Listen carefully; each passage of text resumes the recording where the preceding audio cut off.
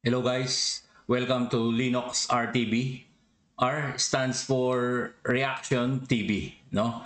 So, ngayon guys, magre-react lang tayo dito sa nakaraang HOR investigation, no, committee kasi parang sinuplak ni Kong Toby Chanko itong mga committee, no?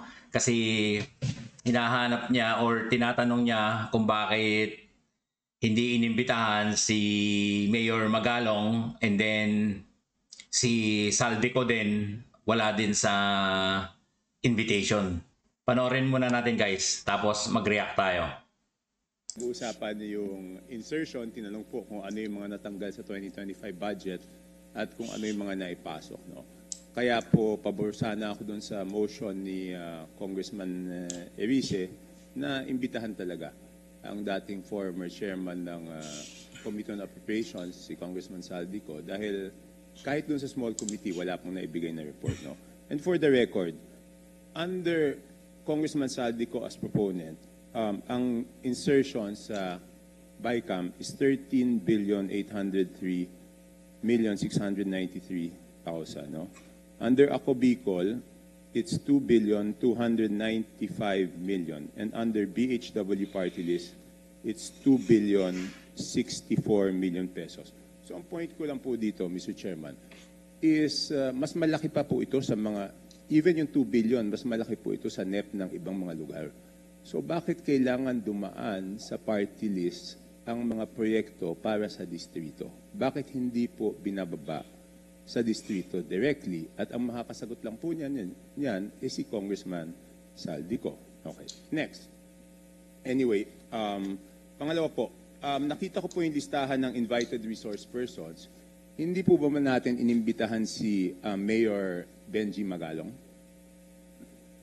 Yari si Ridon. Not for this hearing, Your Honor. Pero iimbitahan po ba siya sa susunod na pagdinig? At the future hearing. Hindi, sa Future next hearing. We have to discuss it first. Putulin ko muna guys. Itong chairman ng committee na to parang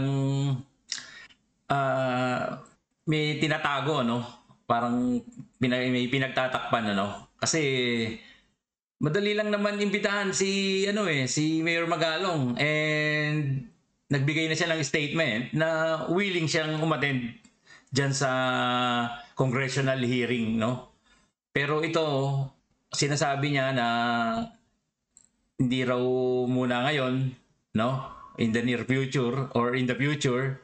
So anong pagkakaiba, no? Kung imbitahan nila ngayon. Asa nakikita ko rito, parang may pinaghahandaan pa sila eh, no? Siguro bago humarap si Mayor Magalong, may mga ginawa na silang adjustment, no? Or kung paano nila didepensahan yung mga posibleng magiging allegation ni Mayor Magalong, di ba? So, meron pa silang preparation na ginagawa. Kaya parang ayaw pa nila imbitahan ngayon, no? Tuloy natin, guys. Because nandito po kanina si Congressman Abante, siya po yung nagsabi na wag naman akusahan yung House at pangalanan kung sino yung tinutukoy.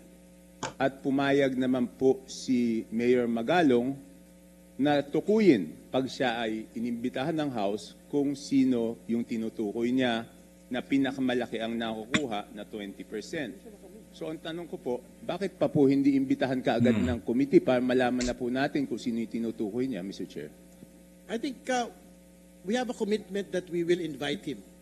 But the commitment is not on the next hearing. Kasi marami pa tayong pag-usapan.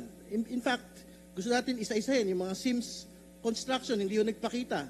St. Timothy, hindi yung nagpakita. Ito yung alam ng mga tao na gustong malaman yung katotohanan eh. Hindi Ang gusto naming malaman na katotohanan, yan dyan sa HOR, hindi yung sa contractor. Kasi yan, hindi naman yan gagalaw ng or gagawa ng anomaly kung walang mga nasa likod niyan, ano, na nasa politika and government. So ibig sabihin, we are united with Mayor Magalong on his commitment for against corruption, for him to name the 67 lawmakers, no question. But he will be required in this committee to do it under oath. State 67 lawmakers who are contractors first. Second, lawmakers who are allegedly receiving 30 to 40% kickback. That will come in due time. That is the commitment of this committee. Eh dapat pwede naman next meeting na eh, 'di ba? Kasi kagaya ngayon, sabi nyo, may mga hindi dumalo na contractor. So, nabawasan yung inyong mga invited witnesses or speaker, di ba? So, kung kulang or may mga hindi dumating, di mas maganda kung na-invite nyo na rin si Mayor Magalong. At least, meron kayong mga matatanong, di ba? Kasi wala nga yung mga contractor eh. So, dapat by next week, pwede nyo nang imbitahan, di ba? Kasi sa sinasabi niya, ang pinakamalaking nakukuha ay yung Committee on Appropriations. So, hindi pa ba mas mabuting i-address na po natin? Kasi nandyan po, si Congressman Abante, nadinig ko po yung interview. Pastor Dila. Sabi niyo po, dapat pangalanan po ni Patay ka, Pastor Dila. Magalong. So ayaw niyo bang Patay mag-present ka ng diya. motion na imbitahan na siya kaagad para pangalanan na rin po niya? At sinabi naman po niya na willing naman po siyang imbitahan. Congressman Abante, you're being asked. Should I make the motion now? Yes. Better, Mr. Chair, to show na talagang seryoso tayong imbitahan siya. Talagay ko. Puro salita. I just have one. Mr. Chair. Before speaking, I have one question lang po to Congressman Chaco. Is this part of your interpellation or what is this? Okay. All right. It's part of my 5 minutes, Mr. Okay, Chair. all right.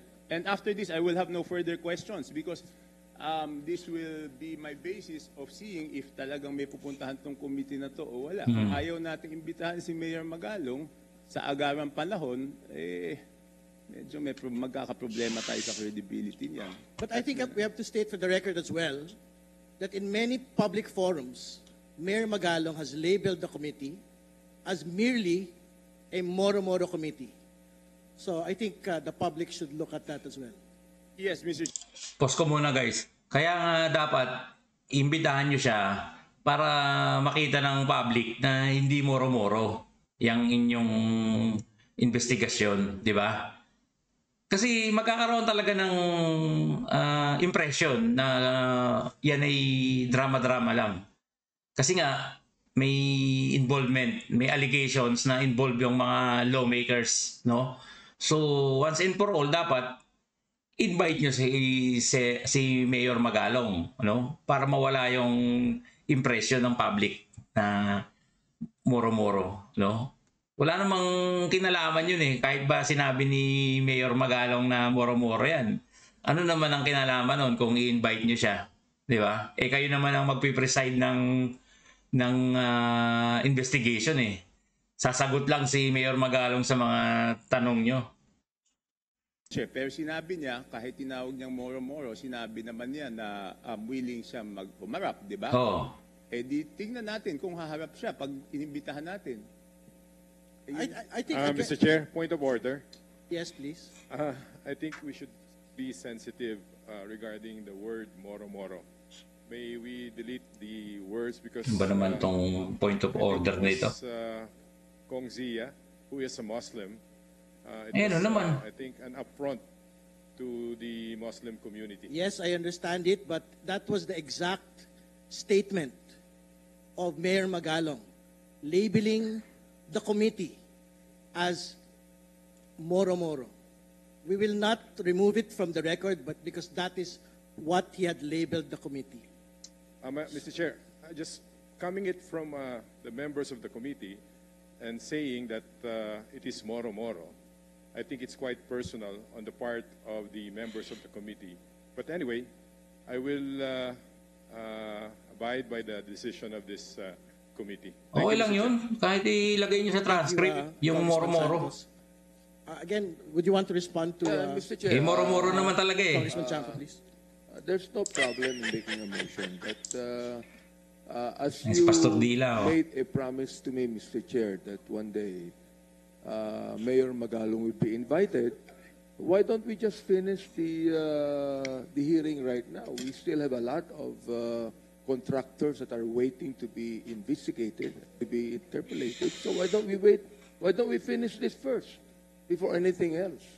Miiwas kayo. Bakit natin ginugulo itong hearing na ito samantalang marami naman naghihintay dyan ng mga contractors na very much willing to be interpolated? All right. Thank you for your response. Congressman Chanco, please. No further questions. Thank you, Congressman Chanco. Next to interpolate is Chairman Joel. Itong committee na to na mag-iimbestiga sa flood control,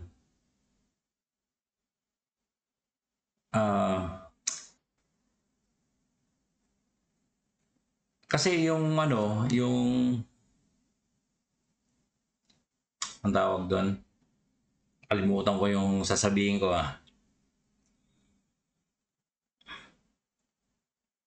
Ito kasi si Kong Abante, siya rin ang nagsabi na naghamon siya na pangalanan, di ba? Hinamon niya si Mayor Magalong. Ngayon, sinasabi niya na unahin daw muna yung mga contractors. Kasi ang dapat hanapin nyo rito yung main cause ng scam, yung flood control scam na yan. Kaya nga sinasabi natin, at marami ring nagpaliwanag dyan sa social media, doon din sa Senate, nung nag-hearing sila, pinaliwanag doon na yung mga contractors, hindi yan gagalaw ng sarili nila. Gagawa sila ng kanilang or gagawa ng anomalya. Hindi yan i-initiate unless meron niyang backup or kinonsinte ng isang mga or matataas na tao dyan sa gobyerno, tsaka pwede rin dyan sa House of Representatives or lawmakers, sabihin na natin lawmakers or politiko. Sigurado merong kumonsinti, So, dapat ang unahin nyo yung may allegation na sinasabi na merong involved na mga politiko dyan sa flood control scam na yan. Pag yung contractor, di ba? Si Pastor Dila, wala rin sa hulog to eh. Ito guys, panoorin natin to guys.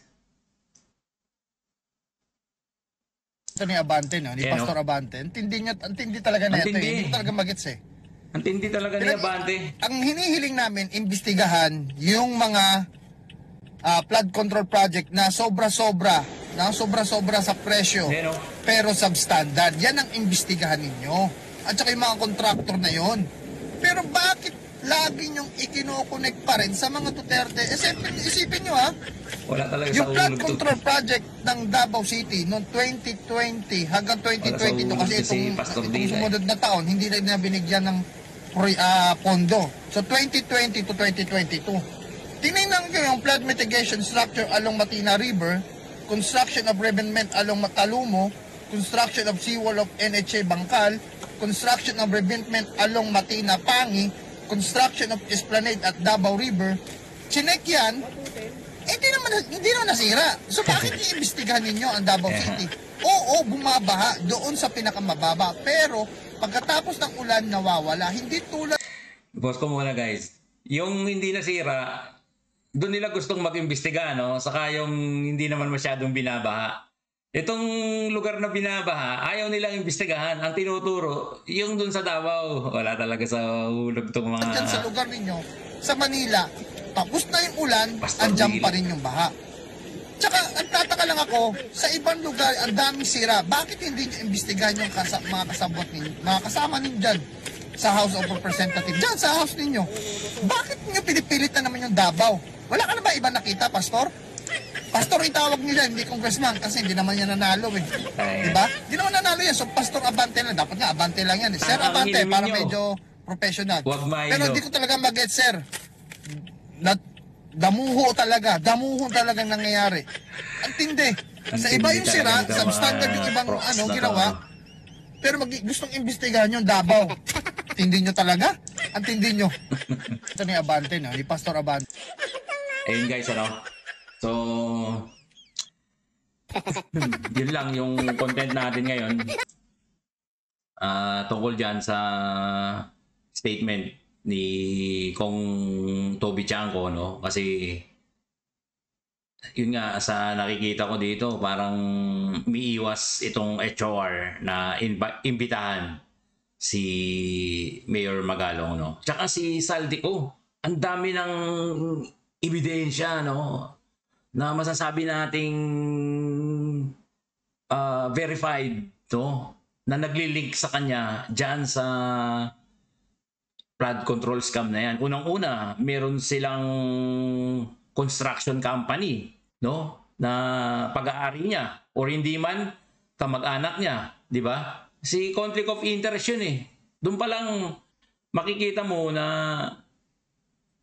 malaki yung posibilidad or malaki yung chance na itong mga lawmakers is nakikialam sa mga government projects, no? So, tingnan natin guys kung by next week or ano, kung may invite si Mayor Magalong. Okay guys, hanggang dito na lang, no? Please like and subscribe, no? Yan, no? Subscribe and like. Okay guys? Okay guys, bye. This is Linux RTV and ingat and God bless. Bye-bye.